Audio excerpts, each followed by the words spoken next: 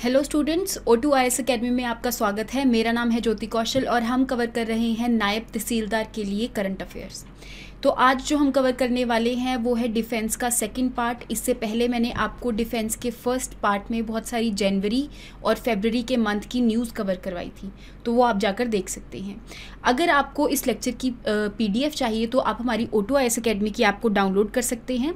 वहाँ पर आपको एक ऐसा सा इंटरफेस मिलेगा, उसमें आपको अलग अलग कोर्सेज दिखेंगे। आप NT का कोर्स अवेल कर सकते हैं और वहाँ पे जाके जो करंट अफेयर वाला सेक्शन है, कंटेंट सेक्शन में जाके वहाँ पे आपको सारी की सारी PDFs मिल जाएंगी, तो आप यहाँ से डाउनलोड कर सकते हैं। ऐसे ही आप HP NT के पावर पैक को भी अवेल कर सकते हैं। इसके अंदर आपको बहुत सारे टेस्ट मिलेंगे और आप जाकर इन सारे MCQs को प्रैक्टिस कर सकते हैं ताकि आपकी जो NT की तैयारी है वो और भी अच्छी हो जाए। तो शुरू करते हैं हम अपनी सबसे पहली न्यूज़ से। तो रिसेंटली हमारे जो इंडियन एयरफोर्स के कंटिजेंट्स हैं वो गए थे सिंगापुर के एयर शो में।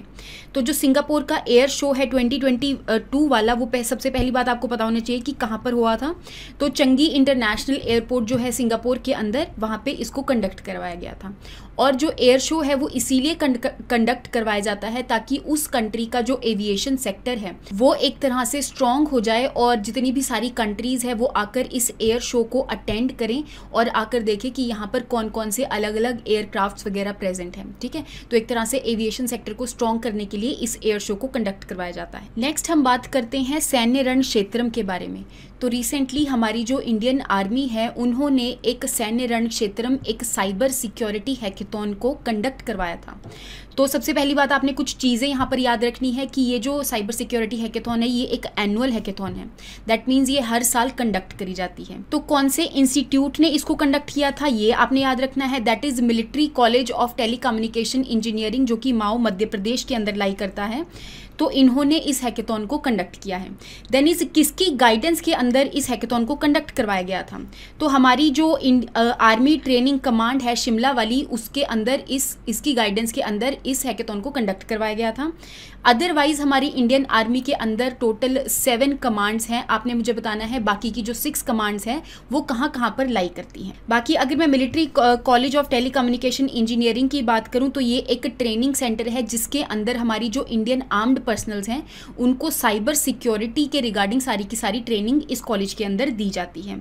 इसका नाम बेसिकली अब चेंज कर दिया गया है, इसका नाम हो गया है डॉक्टर अंबेडकर नगर। ये चीज़ आपने याद रखनी है। नेक्स्ट हम बात करते हैं कि हमारी जो मिनिस्ट्री ऑफ होम अफेयर्स है उन्होंने कुछ पैसा एलोकेट किया है एक स्कीम को जिसका नाम है scheme of modernization of state police forces. तो ये एक स्कीम है जिसके तहत जो स्टेट के अंदर पुलिस फोर्सेस हैं उनको मॉडर्नाइज करने के लिए अलग अलग चीज़ें करी जाती हैं और उसके लिए जो पैसा है यहाँ पर किसने एलोकेट किया है, मिनिस्ट्री ऑफ होम अफेयर्स ने।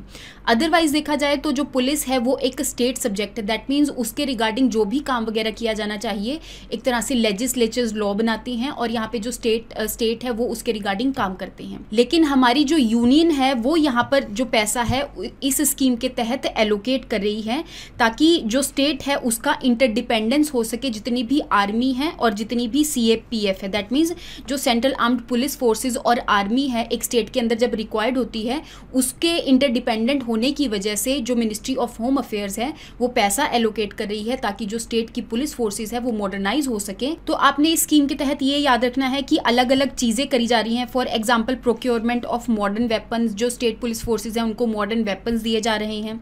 ठीक है, उनकी मोबिलिटी करवाई जा रही है और उनके रिगार्डिंग जो भी उनको अलग अलग सपोर्ट चाहिए, चाहे लॉजिस्टिक सपोर्ट है, चाहे कोई चीज़ एक जगह से दूसरी जगह ट्रांसफ़र करनी है, तो ये सारी चीज़ों के लिए यहाँ पर इनको सपोर्ट प्रोवाइड करी जा रही है ताकि वो एक तरह से मॉडर्नाइज हो सके। नेक्स्ट हम बात करते हैं कि हमारे जो यूनियन मिनिस्टर हैं अमित शाह जी, होम अफेयर्स के मिनिस्टर हैं, उन्होंने एक स्कीम या फिर आप कह सकते हैं एक चीज़ लॉन्च करी है जिसका नाम है स्मार्ट कार्ड्स आर्म्स लाइसेंस। आपको पता ही होगा कि जो पुलिस फोर्सेज हैं उनको एक लाइसेंस अपने पास रखना पड़ता है कि उनके पास जो भी जैसे आर्म्स वगैरह हैं तो उस चीज़ का लाइसेंस उनको रखना पड़ता है।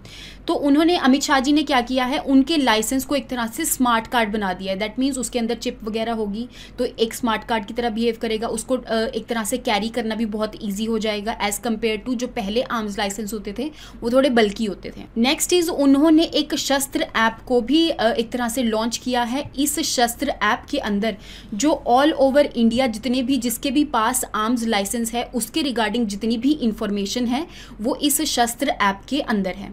तो ये चीज़ आपने याद रखनी है कि बेसिकली दिल्ली पुलिस के लिए सबसे पहले इन्होंने स्टार्ट किया है एक तरह से, ताकि यहाँ पर दिल्ली पुलिस को टेक्नोलॉजी फ्रेंडली बनाया जा सके और उनको जितनी भी डिजिटल सर्विसेज वगैरह है ताकि स्मार्ट कार्ड के तहत उनको ये सारी की सारी सर्विसेज वगैरह अवेल हो सके।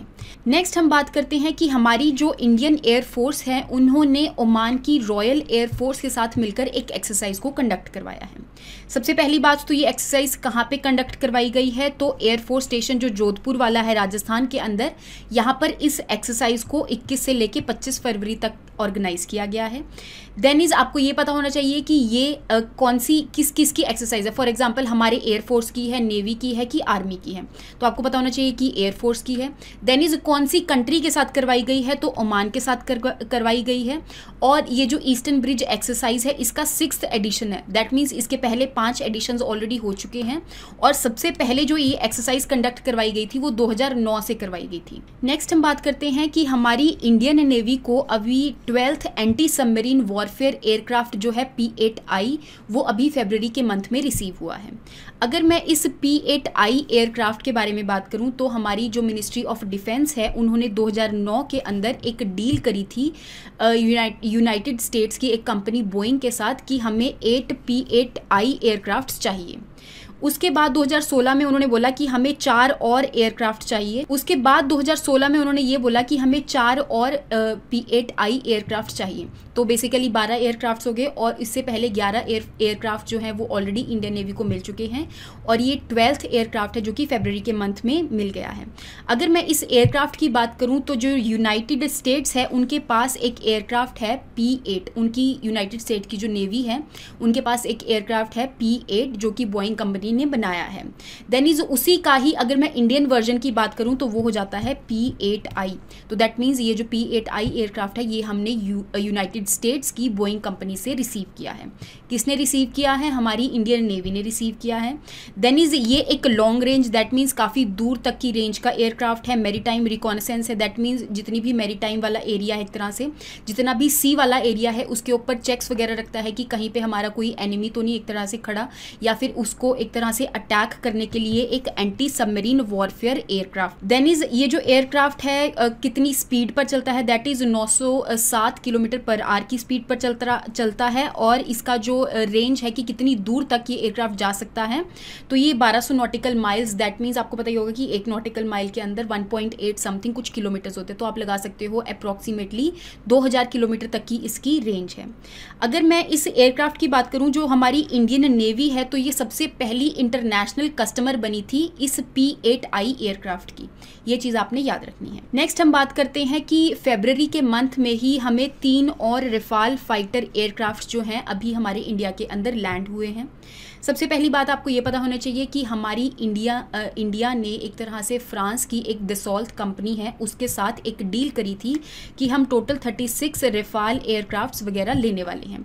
तो उसके अंदर हमें सारे के सारे एयरक्राफ्ट इन तीनों को मिला के टोटल 35 एयरक्राफ्ट हमें रिसीव हो चुके हैं। सिर्फ एक एयरक्राफ्ट रहता है जो कि अप्रैल के मंथ में रिसीव हो जाएगा। दैट मीन्स ये जो रफाल है ये रिसेंटली अभी न्यूज़ में अप्रैल तक रहने वाला है। अगर मैं रफाल की बात करूं तो ये 2001 में इंट्रोड्यूस हुआ था। ये फ्रांस का एक twin engine multi role fighter aircraft है। दैट मीन्स इसके अंदर 2 इंजन है और ये फाइटर एयरक्राफ्ट है, एक तरह से लड़ाकू जहाज है। किसने बनाया है ये आपने याद रखना है, तो दसॉल्ट एविएशन ने इस एयरक्राफ्ट को बनाया है। नेक्स्ट हम बात करते हैं कि हमारे जो चीफ ऑफ आर्मी स्टाफ हैं MM नरवाने जी, उन्होंने एक अवार्ड को प्रेजेंट किया है जिसको हम कहते हैं प्रेसिडेंट्स कलर्स अवार्ड। तो ये जो अवार्ड है कहाँ पर दिया गया है? Parachute regiment training centre Bengaluru के अंदर दिया गया है।